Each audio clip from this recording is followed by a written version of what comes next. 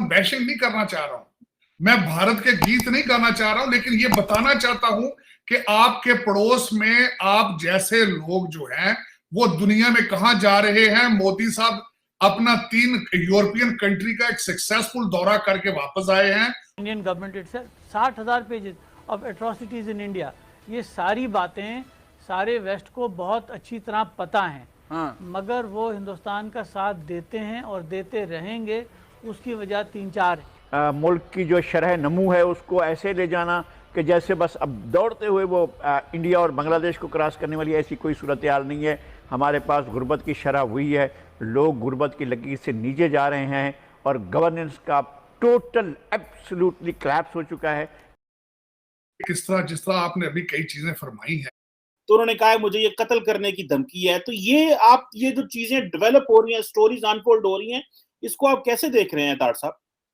चीमा साहब, मैं पहले तो डिस्क्लेमर देना चाहूंगा कि मैं ना यूथिया हूं, ना पटवारी हूं, ना मैं जियाला हूं, लेकिन एक शर्मिंदा पाकिस्तानी अमेरिकन जरूर। और वो मैं बताना चाहूंगा कि जिस तरह आपने अभी कई चीजें फरमाई हैं कि आज जिस तरह पाकिस्तान में हो रहा है, पाकिस्तान एक सियासी बहरान से गुजर रहा है, आईनी बहरान से, और ऊपर टॉप मुआशी और तीसरा इखलाकी बहरान। जो कुछ मदीना मुनव्वरा में हुआ वो इखलाकी बहरान था। आज मैं बात ये करना चाहूंगा, क्योंकि मैं वॉशिंगटन डीसी में बैठा हूं, मैं पतों की तो नहीं बैठा ना। उसकी वजह ये है कि एक नाइंसाफी हो रही है इस वक्त पाकिस्तानियों के साथ कि जितने ये यूथी और पटवारी जियाले हैं, इनको ये क्यों नहीं बताया जा रहा कि भारत का वजीर आजम क्या कर रहा है भारत के लिए, और आप क्या कर रहे हैं, ताकि उनको बताया जा सके कि वेयर यू स्टैंड एट। मैं यहां पे ये पाकिस्तान बैशिंग नहीं करना चाह रहा हूं, मैं भारत के गीत नहीं गाना चाह रहा हूं, लेकिन ये बताना चाहता हूं कि आपके पड़ोस में आप जैसे लोग जो हैं वो दुनिया में कहां जा रहे हैं। मोदी साहब अपना 3 यूरोपियन कंट्री का एक सक्सेसफुल दौरा करके वापस आए हैं। उससे पहले 2+2 वो यहाँ पे वॉशिंगटन डीसी में डायलॉग हुआ है, और आप कहां हैं? वो फ्रांस से राफेल तैयारे और ले रहे हैं और एक शिप कैरियर लेके आ रहे हैं, और आपका वजीर आजम जो है वो प्याला पकड़ के खैरात का पहले सऊदी अरेबिया के जाके कदमों में पड़ा है, उसके बाद वो मिडल ईस्ट गया है, उसके बाद चाइना माफिया मांगेगा जाके वो, जो आपने वो उनके चाइनीज लोगों को मार रहे हैं, और जो सी पैक के ऊपर आप उनका 26 करोड़ डॉलर खा गए हैं, हड़प कर गए हैं, जो लंदन और दुबई पहुंच चुका है। और आप ये आपको बताना चाहिए, मैं समझता हूं ये बिल्कुल नाइंसाफी होगी कि आपके मीडिया ने बिल्कुल 2+2 को भी नहीं कवर किया, और मोदी साहब का जो एक दौरा था उसको भी कवर नहीं किया, और ये भी नहीं बताया कि रूस, आप तो एक चिट्ठी लहराते फिर रहे हैं, वो भारत रूस से तेल ले रहा है मुसलसल, और आप कहां खड़े हैं? आपने मस्जिद नबवी, जो कि जहां पहले खान साहब ने, मेरा मकसद वोट बनाने होते हैं तो मदीना मुनव्वरा बगैर जूतों के चले जाते हैं, और आज 150-200 बंदा अपना सारे सपोर्टर इंक्लूडिंग लंदन की सारी पीटीआई और शेख रशीद साहब का भाई जो है वो जाके एक ऑर्गेनाइज तरीके से आपने जो कुछ मदीना मुनव्वरा किया, देखें आपकी इस वक्त सबसे बड़ा वहां पे राफेल तैयारे वो डिस्कस हो रहे हैं, वो यूरोपियन कंट्रीज के साथ ट्रेड को डिस्कस कर रहे हैं, और आपके एक्स वजीर आजम फराग गोगी को प्रोटेक्ट कर रहे हैं। कंपैरिजन, शहबाज शरीफ साहब के ऊपर कातलाना हमला हो गया। मैं कहता हूं आज मैं शहबाज शरीफ का कट्टा खोल जाए, इन्होंने वो भी कहना कि वो आपके हमारे ऊपर, ये अमेरिका की साजिश, अमेरिका ने किया। शहबाज गिल, देखिए हम किन पस्तियों को टच कर रहे हैं। मैं यहां ये जरूर बताना चाहूंगा कि मैं नेशनलिस्ट पाकिस्तानी हूं, मैं एक नेशनलिस्ट अमेरिकन हूं। मेरा कोई एजेंडा नहीं है कि पाकिस्तान में प्रीच करूं कि पीटीआई और नून लीग और पीपल पार्टी की कर रही है, मेरा कोई एजेंडा नहीं। हाँ, ये दुख जरूर है कि आपका पड़ोस जो है वो बुलंदियों को टच कर रहा है और आप पस्तियों को टच कर रहे हैं। इस पे मैं एहतजाज करना मेरा एक फंडामेंटल, मेरे डीएनए का हक है। जरूर ये चीखूं इसके ऊपर कि हम कहां जा रहे हैं और पड़ोस कहां जा रहे हैं, ये जरूर मेरा हकवंत है। और उसके बाद डीएनए का हक है कि मैं जरूर ये चीखूं इसके ऊपर कि हम कहां जा रहे हैं और पड़ोस कहां जा रहे हैं, ये जरूर मेरा हकवंत है।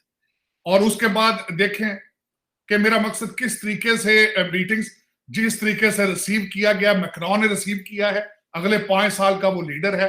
यूरोप को फ्रांस लीड करना चाहता है। मोदी साहब के पास अभी 2 साल बचे हैं, लेकिन वो क्या बातें कर रहे हैं और हम कहां जा रहे हैं, ये यूथियों को भी पता होना चाहिए, पटवारियों को भी और जेलों को भी पता होना चाहिए कि इनके ऊपर तवज्जो दें, बजाय कि आप कहां जा रहे हैं, आपकी डेस्टिनेशन अफगानिस्तान। आपका जब दिल चाहता है आप कंटेनरों के ऊपर खड़े होकर माओ बहनों के डांस करा लेते हैं और साथ ही अमर बिन मारूफ पे चले जाते हैं। मेरा मकसद देखें, आपकी डेस्टिनेशन क्या है। एक सोच होती है ना, एक सोच, जब सोच तरक्की की नहीं है, खाना जंगी। आप मुसलसल इस वक्त पाकिस्तान में जो लफ्ज इस्तेमाल हो रहा है, चीमा साहब जो दुख के साथ कहूंगा, लफ्ज इस्तेमाल हो रहा है खाना जंगी।